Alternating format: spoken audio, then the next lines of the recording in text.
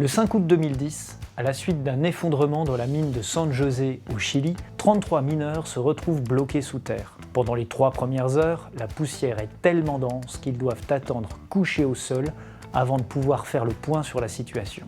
Ils sont piégés dans une galerie à 688 mètres de profondeur. La température dépasse 33 degrés, le taux d'hygrométrie est étouffant.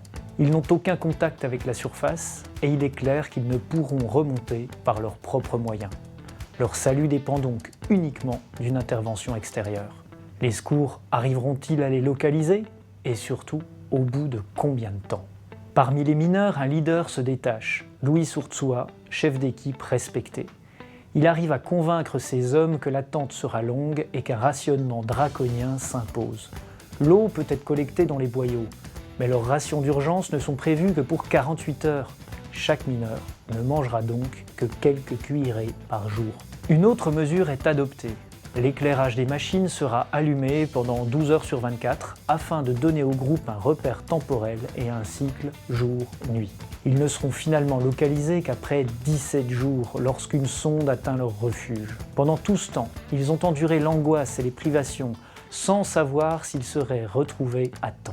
Certains auraient voulu dévorer ce qui leur restait de nourriture, mais fédérés par Luis Urtzua, ils sont restés concentrés sur le seul objectif qui restait en leur pouvoir, tenir le plus longtemps possible afin d'augmenter leurs chances. Une fois localisés, leur situation s'améliore, ils reçoivent de l'eau et de la nourriture et sont en contact avec la surface. Reprenant des forces, les hommes restent soudés et contribuent à déblayer les débris qui les retiennent prisonniers. Ils passeront en tout 69 jours sous terre. Lorsqu'ils seront évacués à l'aide d'une nacelle, Luis Urtzua, en bon capitaine, insistera pour remonter en dernier. Que nous enseigne cette aventure extrême?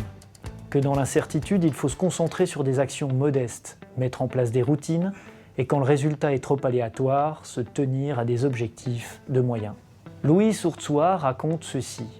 Même si rien ne garantissait leur survie, ils devaient être convaincus que chaque action, même limitée, avait son importance.